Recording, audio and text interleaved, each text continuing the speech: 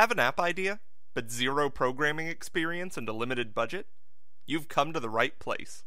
I will tell you the steps I took and the tools I used to create over 20 apps with over 1 million downloads. First and foremost, get a feel for the market and review the top charts frequently. Make sure your ideas align with what is successful.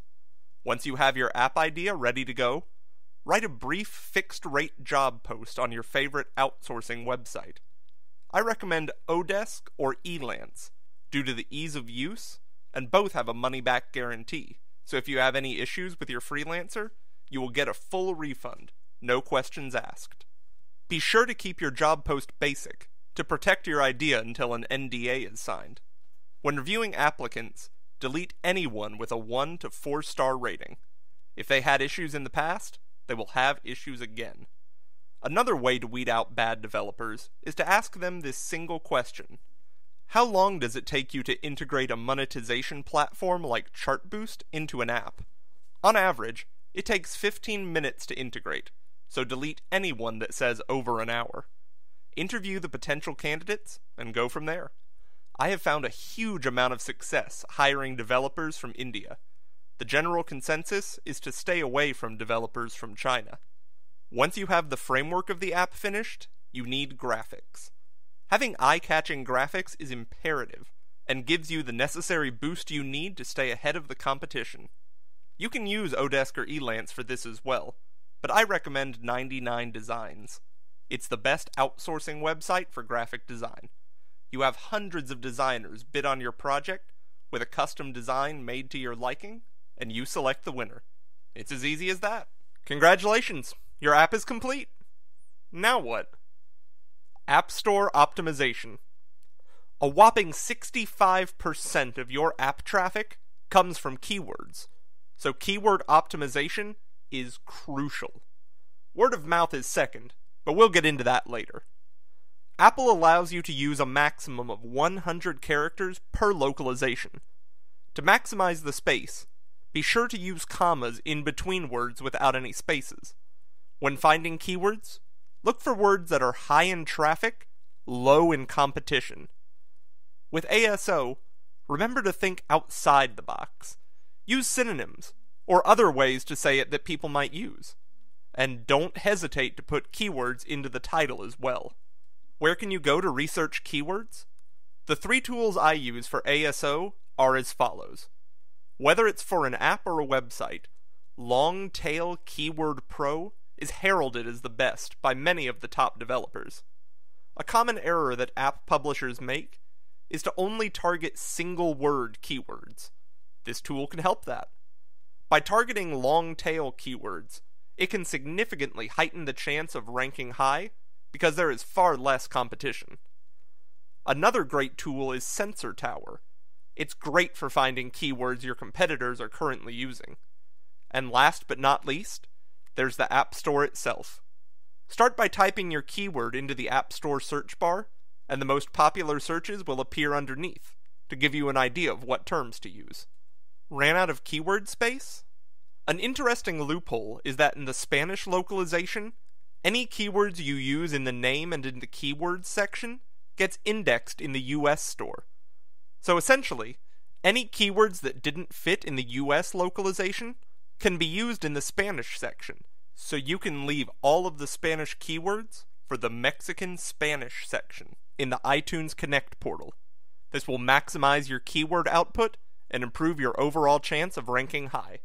Also, be sure to include exact match long-tail keywords in the app title.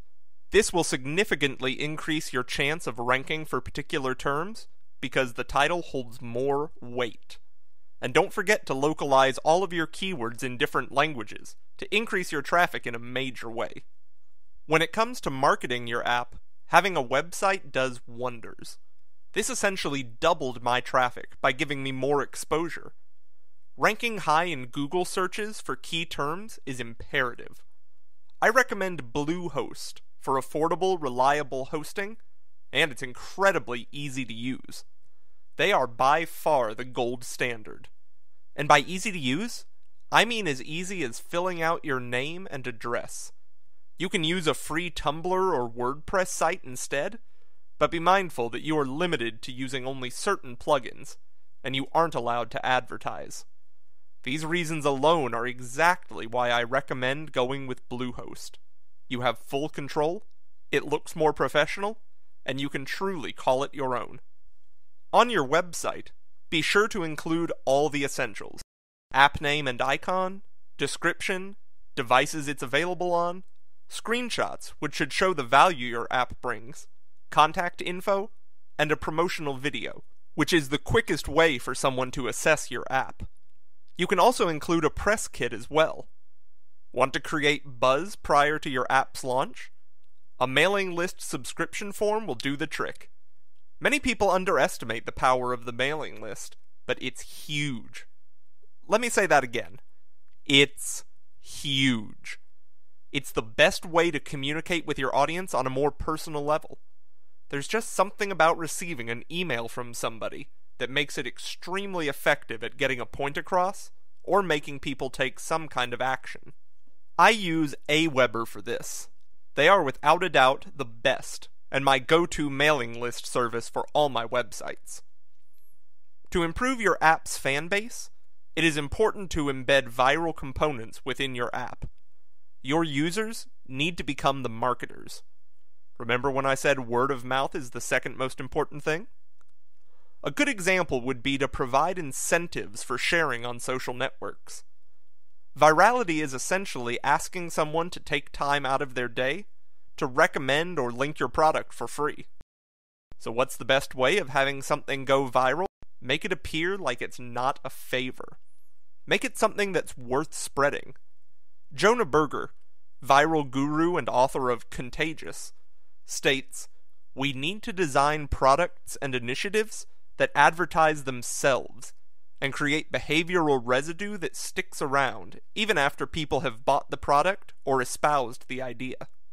Keep in mind, users have to be acquired, and with a slew of apps in the App Store, a good idea is just not enough. You have to target the right people, not all people. So if your app is a fashion-themed app, your marketing efforts should focus on reaching out to blogs like Hypebeast or Fashionista. Have a game? Email blogs like toucharcade.com or 148apps.com and ask for an app review.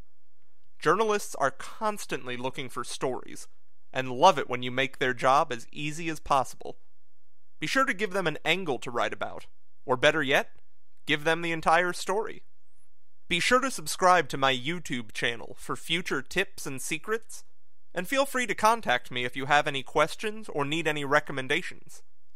Get involved in the conversation by tweeting #LearnMore to earn more.